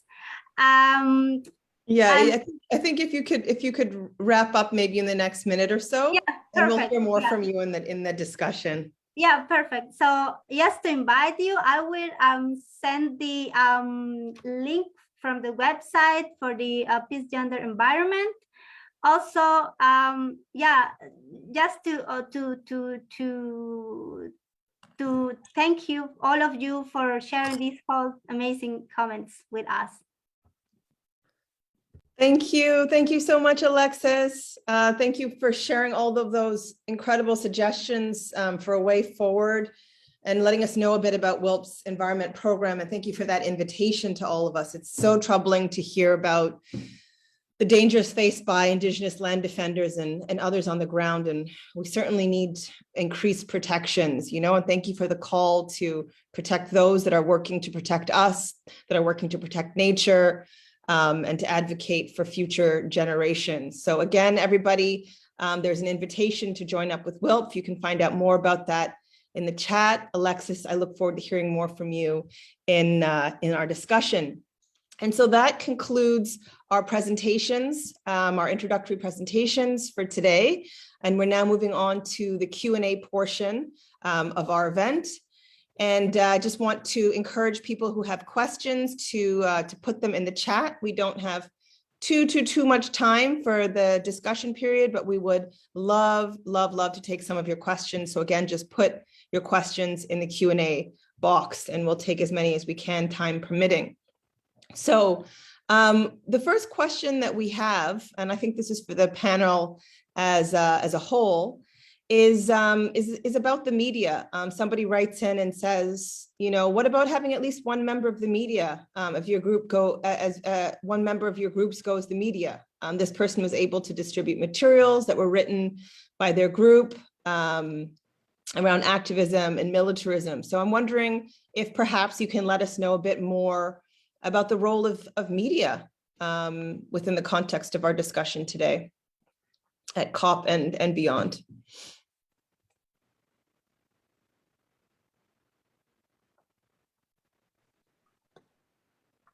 And this, yeah, Jody? Sure, great question. So we did actually get a lot of media out of the scientists that came. And you know, like when we first started having our panel, I think it was the first day when we had our press conference, we saw different medias pick up the conversations and interview people that were at the press conference. But also Amy Goodman called like while I was in the street saying, oh no, we need to put this on Democracy Now! And I think she carried it for 3 days, starting with, you know, whoever I could get like to show up. And so that was fantastic. But it's been, I've seen it in many things elsewhere. I also went as media, and I found it too busy to like be going around and writing articles. Better to be creating the story. But the way the media works right now is it really looks at where the conversation is and it leaps. And that was it was a clear experience with Amy seeing it was being talked about and then saying, oh, who can we have on the show? And so our conversations on social media are uplifting voices. You know, when you're on your social media and you hear something that speaks true, like it, share it, add your voice to it. Because when the media sees things like boot print trending, that's where it goes to. It doesn't much react to press releases as much as what's the story on the street that's trending that I need to follow. And so one of the things we need to do is keep this story trending and keep telling it and keep telling it, you know, the reminder that it has to be shared many times, and also to write ourselves. You know, Nancy's written, I've written, the team I was with has already written at People's Dispatch, if you want to read People's Dispatch. It's that we're all telling the story, and remember, we're all part of creating that story. And then when you see media in the street, to be going up to them, to be giving the flyers you created or the stickers you created and starting the conversation, because they're always looking for stories. Thank you. Michelle. Yeah, I think that were already great remarks. I just wanted to add one point. I think what is also very important is to kind of diversify the media reports. So, you know, whenever there's a chance, get especially activists from the global south to talk in this media and be represented, because that's often not the case. Like especially in the global north, there's like a certain amount of activists in there, but mostly the people most affected are cut out and they don't get a chance to make their point. And I think that's also on us kind of to really amplify in that sense, in that way. Yeah, and just watch out about that. Thank you so much, Michelle. We have just a very quick question about stickers. War is not green stickers. How do people get them? Good question. I will get them up on the CODEPINK store sometime this weekend. So you could order them at codepink.org/store, along with t-shirts that say war is not green. So thanks for the reminder. I'll make sure and get them up. Wonderful. Yeah, I'd like some of those too. Another possibly quick question, which is, was there any discussion at COP26 around regenerative agriculture? Did anyone notice or come across any discussions around that? Yes, I went to 2 panels actually. There was a lot of conversation, and that's part of cultivating a local peace economy. It's part of our work at CODEPINK. Well, first of all, the talk about agriculture usually at these places isn't about farming, it's about business. And so, as part of ending the war economy and cultivating a peace economy, regenerative agriculture is super important, because we're not eating food that nourishes our bodies. Even when you eat organic, if it's been farmed in conventional ways, it's not done in a way that regenerates the soil and builds life. And so with the local peace economy, we say we work to create conditions conducive for life, and regenerative agriculture is part of a just transition. It's part of taking the food that we eat back from corporations and chemicals and re-alivening the food.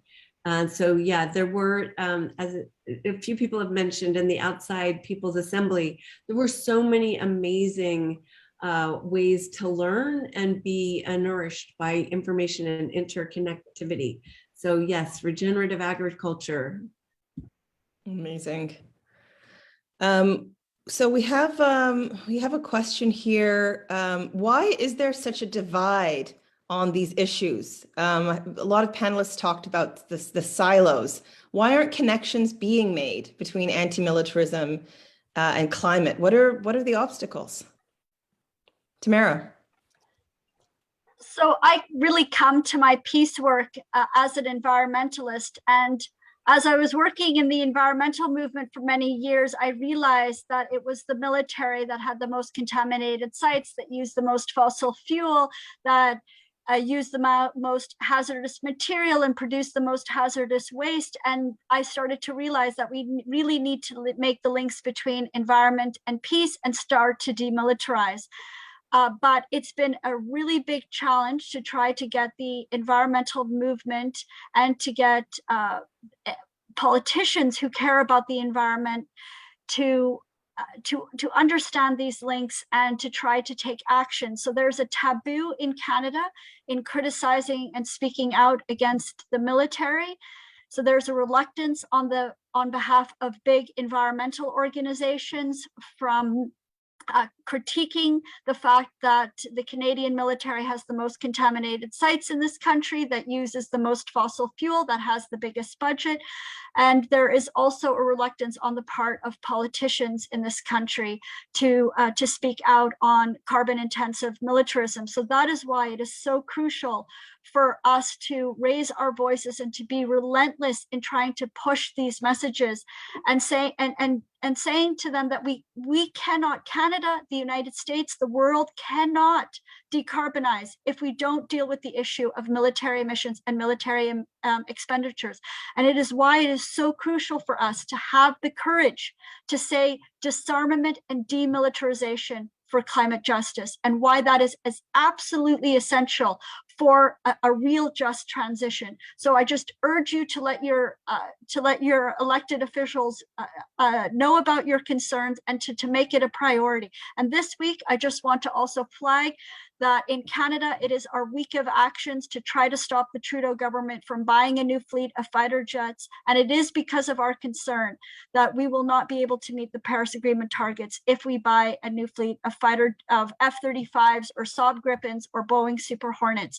So I urge you to go to nofighterjets.ca to find out more information. And I urge you to speak out on these issues and make connections with environmental groups and women's groups to help amplify our concerns. Thanks.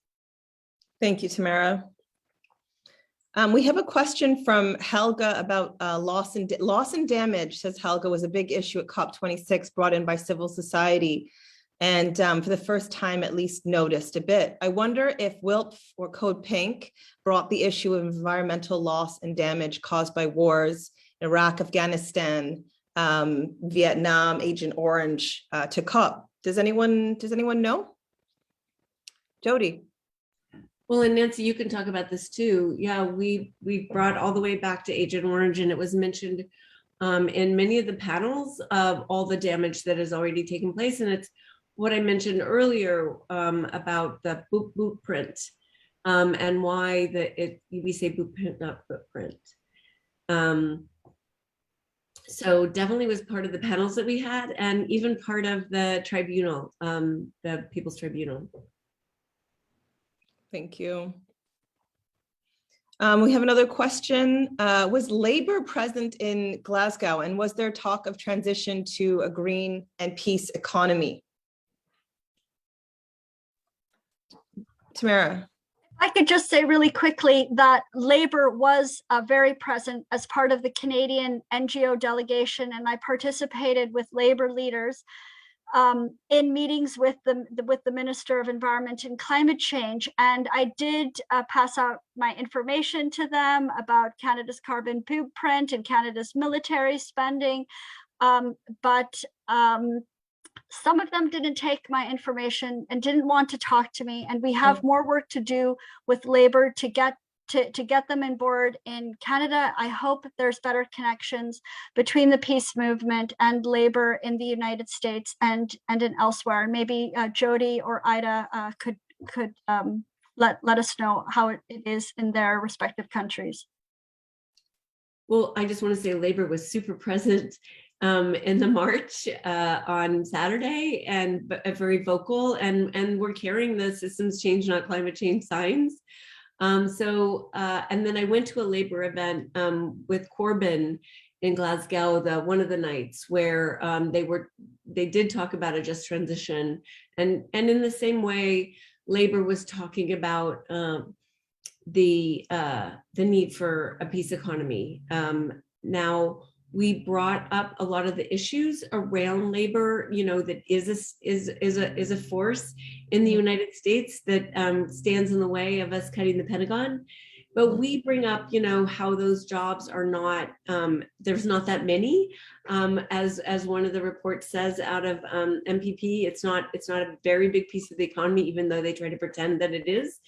And that the money that is spent on those jobs, if they were spent on a just transition and a new energy system, that it would be 20 times more jobs would be able to be funded. So we did bring up the issue, from the United States point of view, but it was really beautiful to see not only Labour participating in the march, but Labour using the opportunity to win itself some victories, including the, what do they call them, Nancy? The trash workers. They had a really cute name. Yeah, I can't remember the name, but the trash workers did have a strike, a daring cop, where they didn't pick up the garbage. So there was garbage all over the streets to really get their message out. But just like Jody said about Labour, on the Saturday, November 6th day of action, there were these different blocks. There was the independence blocks, there was the peace and demilitarization block, and then there was also a Labour block. So Labour was very much present in Glasgow. Thank you. And just very quickly, we'll take one final question. We have a question from Merva, who talks about tax havens. At the same time, tax havens keep on inequalities and hold on to exploitation. And in terms of, and I think that Merva heard the Paik Manders presentation on new space war preparation. Does anyone have any thoughts on how we can compensate island people, and maybe any thoughts too on tax havens and inequality? I mean, I mentioned it in my what I said, that the result of the People's Tribunal was its final call was the call for the trillions, I think 56 trillion or some enormous number of dollars that is hidden in these tax havens that happen to be islands that are going to be buried by, you know, rising tides, that they be, you know, confiscated for the needs of the people. And definitely the failure of COP was not to take into account, as we saw from leaders of these islands, not to take into account that it is, you know, the global north and these big industrial countries, NATO countries and the US, that have created the conditions that is climate change. And they are not, you know, as the woman from Barbados says, coming to the table with the funds necessary to support. And that's the huge failure of COP. And yes, it's going to take some will from, you know, people in power to like turn around and give back. And that's our work. Our work is to shame them and really isolate them in these, you know, these towers of privilege and power, where they not only don't use their privilege or their power, and they're kind of cowards in towers as the world is collapsing. And we need to remember that. We need to remember that they are isolated.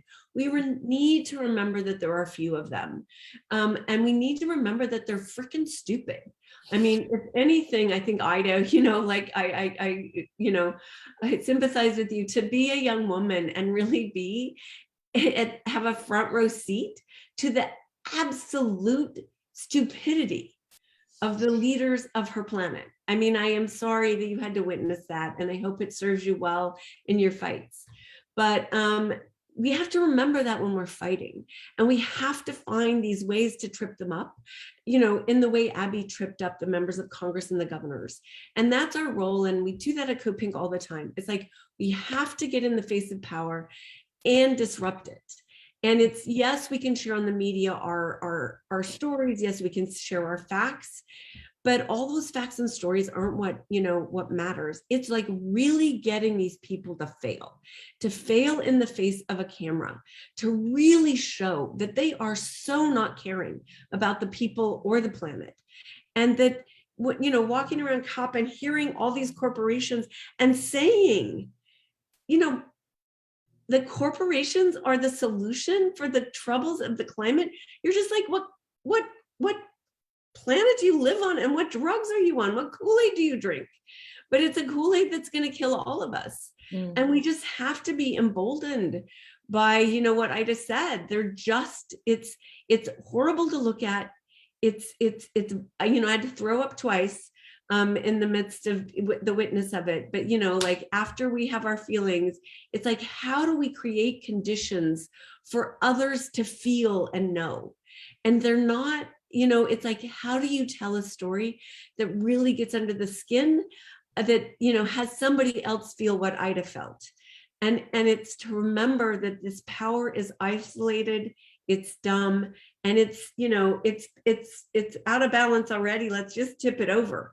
And it's going to take that effort that Nancy used to get militarism on the table. It's like that, remembering patience is key. And that we have to have patience, and one step after another, after another, after another, not letting ever them demoralize us. Then I always say that's how they win. I never let them demoralize me. So it's from the place of positivity and possibility that we continue to march forward.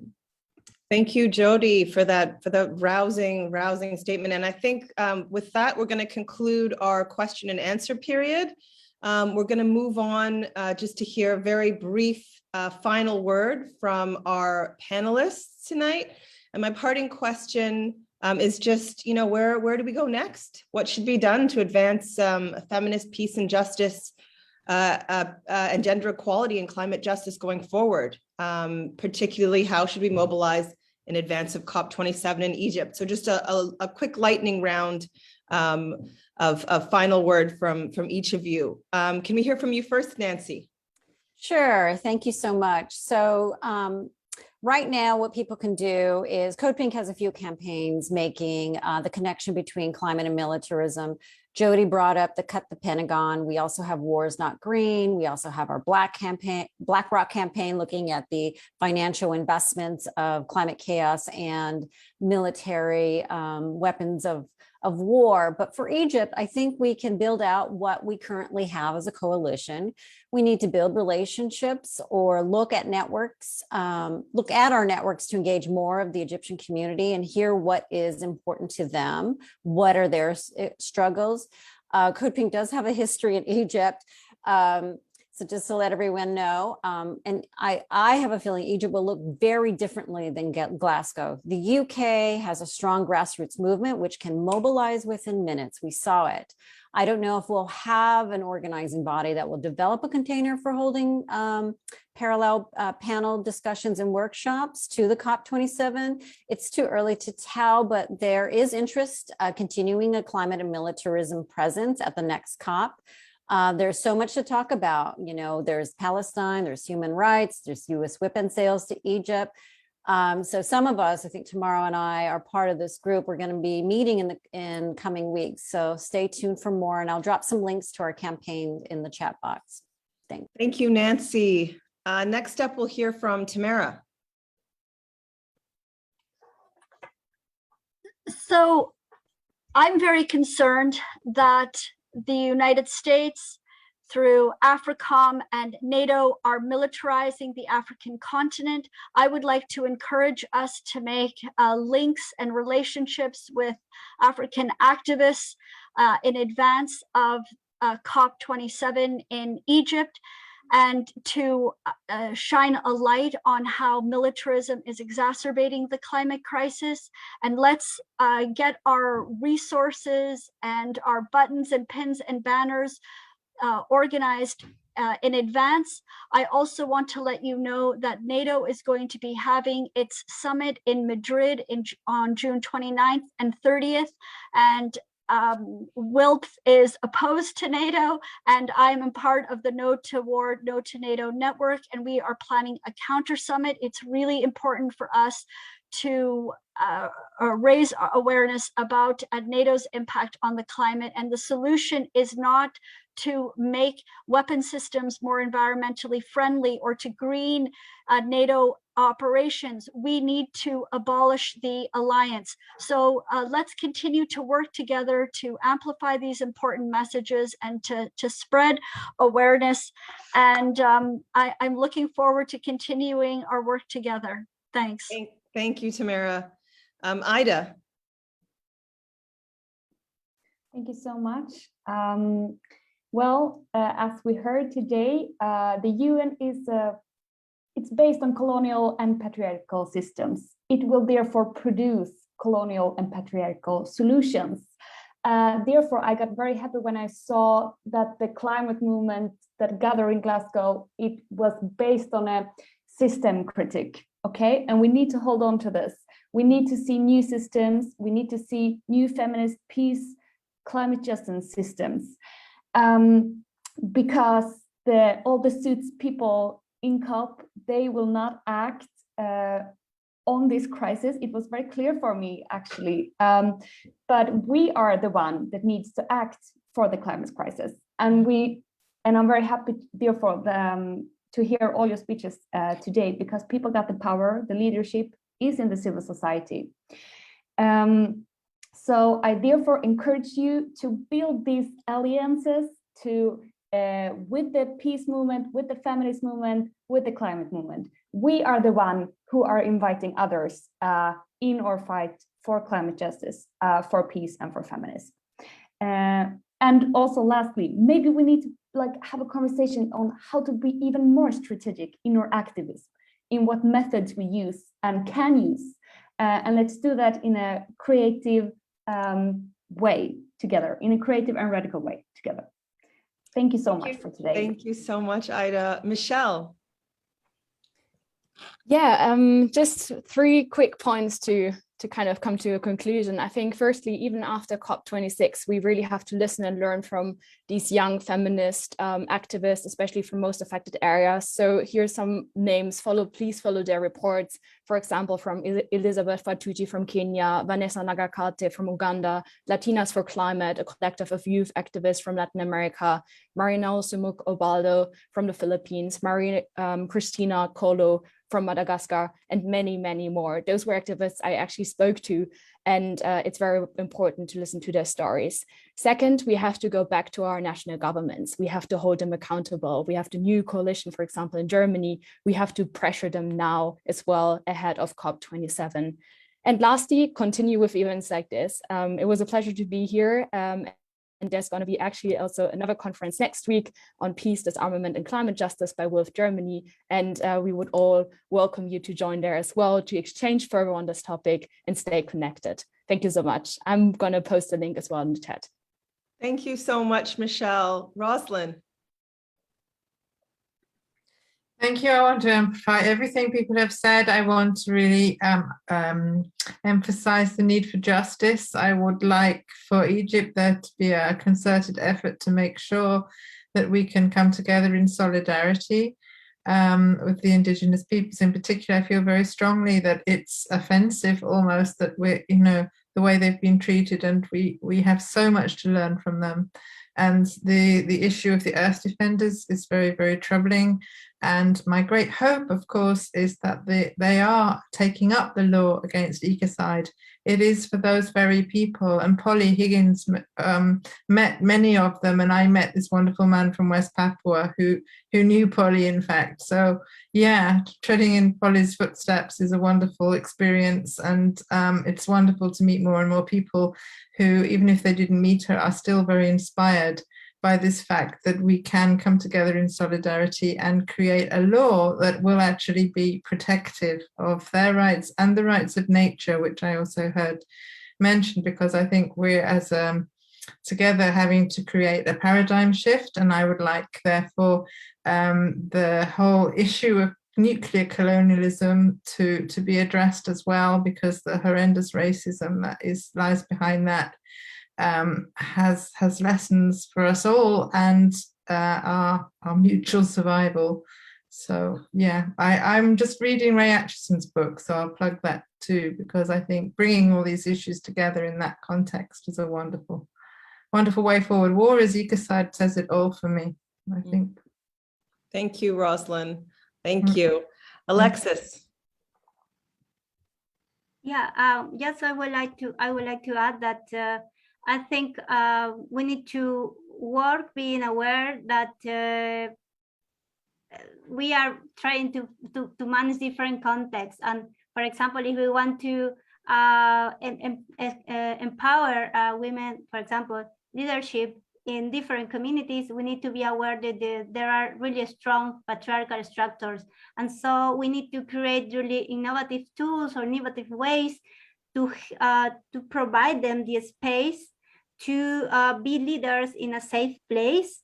And also, but also, yeah, the innovative tools are really, really important, I think, particularly, for example, in Latin America, where these structures are really strong, and many women are like have a lot of fear about showing their leadership, for example. So yeah, I will like to say that, and also try to mobilize for asking for more like how can I say that these agreements need to be more like have penalties when they are not the parties are not accomplishing that, because now it's voluntary, so it is because we are not reaching our targets. Yeah, thank you. Thank you, Alexis. Thank you so much. And Jody. Just engage, and be peace. Be it. Inspire it. Be the tuning fork for peace. Thank you. Beautiful, beautiful parting words. Oh my goodness. Thank you all so much for such a lively discussion. It's been, for me, certainly a totally extraordinary event listening to all of you. As our panelists have reminded us, war is not green. The solution is demilitarization and disarmament, and it's people, not corporations and not governments, that are going to lead the way out of this crisis. So thanks again to panelists for this powerful, informative, timely discussion. We've come to the end of our time together, but I'd like to thank again the organizations that put on today's event, CODEPINK and WILPF.